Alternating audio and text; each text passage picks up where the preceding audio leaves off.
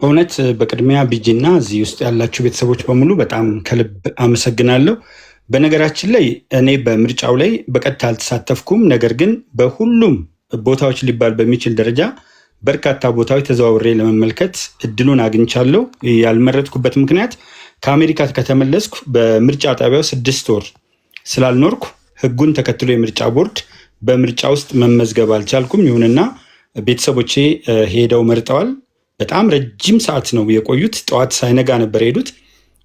ወረፋ የደረሳቸው ከቀኑ 7 ሰዓት አካባቢ ነው። በተለይ እህቴና ባለቤቴ እንደገና አንዷ ደግሞ እድሜዋ የደረሰ ልጅ ነበረች። ሶስቱ በአንድ የምርጫ ጣቢያ ስለቆዩ መምረጥ ችለዋል። ይህን ካልኩ በኋላ ወደ ዋናው ነገር ስገባ ዛሬ ኢትዮጵያ ከፍተኛ ድል አግኝታለች። እጅግ በጣም ከፍተኛ የሆነ ድል አግኝታለች። ምክንያቱም ምርጫው እንዲደናቀፍ ያልተፈነቀለ ድንጋይ፣ ያልተቧጠጠ ተራራ፣ ያልተወጣበት አቀበትና ያልተወረደበት ቁልቁለት አልነበረም። ነገር ግን አንደኛ ሰሜን ሸዋ ላይ አማራ ክልል ላይ አስከሬን አስቀምጠው በጣም ከባዱ ነገር ቀብረው ቢሆን ትንሽ አንደርስታንድ አደርጋለሁ። ግን አስከሬን አስቀምጠው 7 የቤተሰብ አባላት ምርጫ የመረጡበት ሁኔታ አለ። እንደገና ደግሞ 2 እጅ የሌለው አንድ ኢትዮጵያዊ ወንድም በአፉ በስክሪፕቶ ምልክት አድርጎ ሄዶ በአፉ መልሶ የምርጫ ሳጥን ውስጥ የከተተበት ሁኔታ እጅግ የሚገርም ነው። ሌላዋ ደግሞ ምጥ ላይ ሆና፣ በጣም ብዙ ናቸው እንደዚህ አይነት ኢንሲደንቶች፣ ግን ምጥ ላይ ሆና ድምፅ አሰምታ ቅድሚያ ተሰጥቷት መርጣ ሄደችበት ሁኔታ ህዝቡ ምን ያህል ለምርጫ ተነሳሽ እንደሆነ የሚያሳይ ነው። አንደኛው ከዚህ በላይ አልሄድበትም፣ ምክንያቱም ብዙ ክስተቶችን እያየን ስለሆነ። ሁለተኛው ግን የምርጫ ታዛቢ ሲባል ሰሜን ኮሪያ ላይ ማን ነው ሄዶ ምርጫ የሚታዘበው? የትኛውስ ፓርቲ ነው ምርጫ የሚያካሄደው? ቻይና ላይ አንድ ኮሚኒስት ፓርቲ ነው ያለው። ከዛ ውጭ ፓርቲ በሀገር ውስጥ የለም። ስለዚህ የትኛውን ምርጫ ሄደው ነው የሚታዘቡት? ሩሲያ ውስጥ ምን አገባቸው? ስለዚህ ኢኮኖሚያዊ ሉዓላዊነት፣ ኢኮኖሚክ ኢንዲፐንደንስ ያላቸው ሀገሮች በምርጫው ላይ እነማን አዩልን እነማን ያላዩልን አይሉም። የሚያሳፍረው ግን አባቶቻችን አንድ ላይ ሆነው አድዋ ላይ ከፍተኛ ድል አግኝተው በአፍሪካ በቀኝ ግዛት ያልተገዛን ብቸኛ ሀገር እያልን በምንናገርበት የእኛ ፖለቲከኞች የምዕራባውያንን ቡራኬ መፈለጋቸው ሲታይ ምን ያህል የአእምሮ መቀንጨር፣ የሀሳብ ድንክነት፣ የሀሳብ ኩርማናውያን እንደሆኑ የሚያመለክትና በየጊዜው በትዝብት ውስጥ እንዲወድቁ የሚያደርግ ነው። ሌላ ቀርቶ እኮ በንጉስ የሚተዳደሩ ሀገሮች አሉ። ከነ አሜሪካ ጋር ከአውሮፓ ጋር ከፍተኛ የሆነ ግንኙነት ያላቸው በንጉሳውያን አገዛዝ የሚኖሩ የአንድ ቤተሰብ የዘር ሐረግ እስኪሞት ድረስ ንጉሱ የሚቆይበት።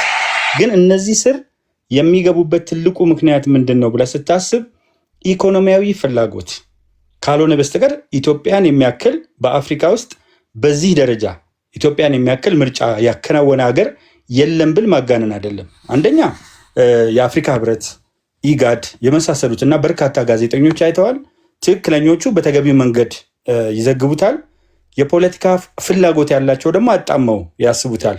ትልቁ ነገር ግን መራጩ ለ5 ዓመት የሚያስተዳድሩትን ሰዎች እና ለቀጣይ ትውልድ አስፈላጊ የሆኑት ሰዎች የሚያስቀምጠው የኢትዮጵያ ህዝብ ነው። 130 ሚሊዮን ነው። ከዚህ ውስጥ 54 ሚሊዮን ተመዝግቧል። ይሄ ማለት ቀላል አይደለም። ጥይት እንደሚተኮስባቸው እየገመቱ የጸጥታ ችግር ሊኖር ይችላል ሁሉ እያሉ እና እያሰቡ በዚህ ውስጥ ከሌላው መስዋዕትነት አይብስም፣ መስዋዕትነት ከፍያ ሀገር የተቀጠል ብለው የወጡ በርካታ ሰዎች አሉ። በተለይ የ80 ዓመት የ70 ዓመት አዛውንቶች ሁሉ አስተያየት እየሰጡ ዲጀነሬት ያላደረጉ ሰዎች የመጡበት ሁኔታ ሲታይ በጣም ደስ የሚል ነው። የኡሁሩ ኬንያታንም የሌሎችንም ምስክርነቶች አይተናል። ያለኛ ከአፍሪካዊ ወንድሞቻችን በላይ ትልቅ ምስክር አያስፈልገንም። የአውሮፓ ህብረት ብዙ ጊዜ ጸረ ኢትዮጵያ የሆነ አቋም በተለይ በቅርብ ጊዜ ያንጸባርቃል። ይሄ ማለት ግን ሁሉም ሀገሮች አይደሉም እና እዛ ላይ ኢንፍሉዌንሻል የሆኑ አንዳንድ ሀገሮች ኢንተረስታቸውን ከግብፅ ጋር ኢንተረስታቸውን ከተለያዩ ሀገሮች ጋር በማድረግ እና የእኛ እድገት ደግሞ በጣም አስደንጋጭ እድገት ነው።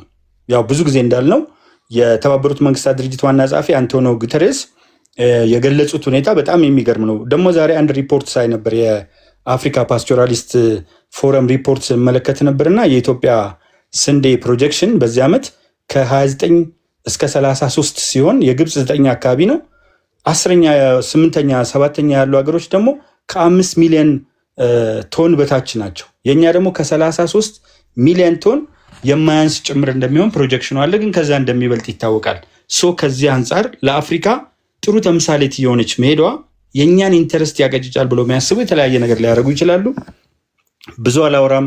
እዚህ ቤት ውስጥ በጣም በርካታ ነገሮች እየተማርኩ ነው። አንደኛው በህይወቴ ከተደሰትኩባቸው ቀናት አንዱ ነው። ብዙ ነገር ተደርጎ ነበር ምርጫውን ለማሰናከል።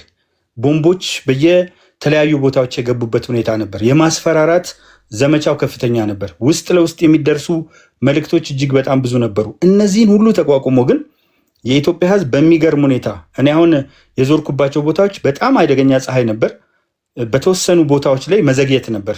እንደውም ፌስቡክ ፔጅ ላይ አጋርቼ ነበር። የተወሰነ ቦታ ምርጫ ቦርዶች በተቻለ አቅም ፍጥነት እንዲኖረው መልእክት አስተላልፎ ብዬ ነበር። አንዳንድ ቦታ ትንሽ ስለጊሽ የመሆን ዘገምተኛ የመሆን ሁኔታ ነበረ። በተረፈ ግን የፈለገ ይሁን አሁንም እስከ ማታ እስከዚህ ሰዓት ድረስ ገና እየመረጡ ያሉ ሰዎች አሉ። በፋኖስ እና ምናምን ሁሉ ተዘጋጅቶ መብራት ቢጠፋ ተብሎ እየመረጡ ያሉ አለ። ይሄ ለእኛ ትልቅ ድላችን ነው። ሌሎች ጥያቄዎች ሲኖሩ ገባለሁ። አሁን ለጊዜው ከዚህ በላይ ሳልል ማዳመጥ እዚህ ቤት ትልቅ ነገር ሆኖ አግኝቼዋለሁ። ቴንኪዩ በጣም አመሰግናለሁ መምህር ታዬ። ወዳጆች እንደተለመደው አሁንም ሼር በማድረግ